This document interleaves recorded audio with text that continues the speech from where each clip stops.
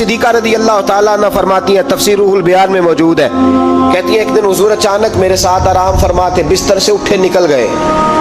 हमेशा नबी पाक अलैहिस्सलाम का तरीका मुबारका था, जब रात को तहज्जुद के लिए उठते तो कहते अबू बकर की बेटी हक तेरा है, वक़्त तेरा है, पर अगर तू इजाज़त दे तो मैं अपने अल्लाह को राज़ी कर लूँ। आज हुजूर ने पूछा ही नहीं, बिस्तर से उठे चले गए। कहते मैं उठी, मैंने दाएं बाएं देखा, महबूब नजर ना आए।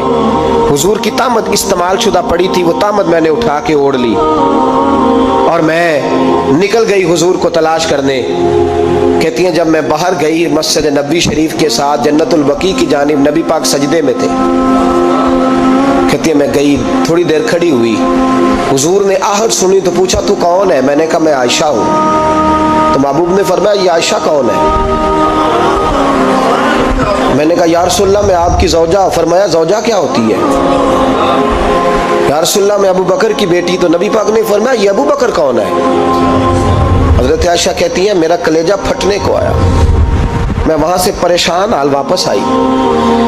जब मैं गई थी तब भी हल्की हल्की बारिश थी, वापस लौटी तो फिर भी हल्के हल्के कतरे बारिश के गिर रहे थे। मैं आके हामती कामती बैठ गई, थोड़ी देर गुजरी तो नबी पाक तशरीफ ले आए।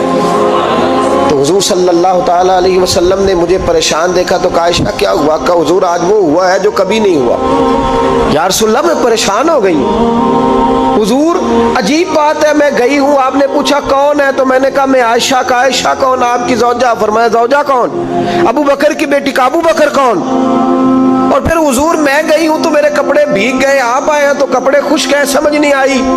तो लफ्ज सुनो हदीस के, नबी पाक ने फरमाया आयशा ली माल्लाह वक्तुन, मेरा अपने अल्लाह के साथ एक वक्त होता है। किसके साथ? आज मेरा दोस्तों के साथ वक्त है, आज मेरा घूमने का वक्त है, आज मेरा खुशगपियों का वक्त है, आज मेरा सियाहत का वक्त है, आज मेरा पिकनिक का वक्त है। मेरे नबी पाक ने फरमाया ली माल्लाह वक्तुन, आयशा मेरा अपने अल्लाह के साथ, मेरा अपने अल्लाह के साथ एक वक्त होता है। उस वक्त ना वहां कोई फरिश्ता आ सकता है, ना कोई नबी और मुरसल आ सकता है। जब फरिश्ता और नबी नहीं आ सकते तो आयशा और अबू बकर कैसे आ सकते हैं? तो कहा या रसूलल्लाह फिर वहां होता कौन है? तो हुजूर फरमाने लगे एक मैं होता हूं, दूसरा मेरा रब होता है, तीसरा कोई मौजूद नहीं होता। उम्मत को दर्श दिया एक वक्त 24 घंटों में ऐसा लाया कर इसमें तो अपने रब को दुखड़े सुनाए, जिसमें तू दुआएं मांगे, जिसमें तू अर्ज और नियाज करे, इसमें तू अपने गुनाहों की माफी चाहे। आला हजरत के वालिद गिरामी से किसी ने पूछा मौलाना नकी अली खान साहब से कि हजरत जी फिरौन 500 साल ही हुकूमत कर गया, 500 साल ही हुकूमत कर गया, अल्लाह का मुकाबला करने वाला पक्का काफिर बेईमान। तो आप फरमाने लगे मुल्ला रूमी की वो किताब पढ़ो मसनवी, जिसमें उन्होंने लिखा है कि जब सारी दुनिया सो जाती थी तो फिरौन उठ के मुसल्ले पे बैठता था, कहता था या अल्लाह माफ कर दे, रब तो तू ही है, गुनहगार बड़ा हूं पर मेहरबानी कर। रोज माफिया मांगता था तो रब करीम की कुदरत ने मोहलत दी कि रोज तौबा करता है, चलो एक दिन सच्ची भी कारी जाए तो अच्छा है। अल्लाह ने मोहलत दी।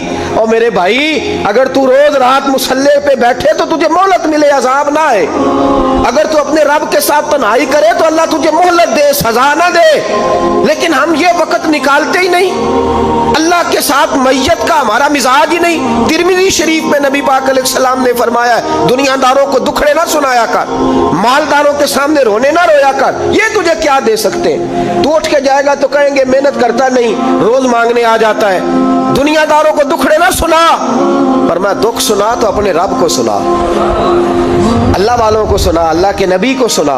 इससे मुराद ये सारे कहा दुखड़े अपने रब को सुना।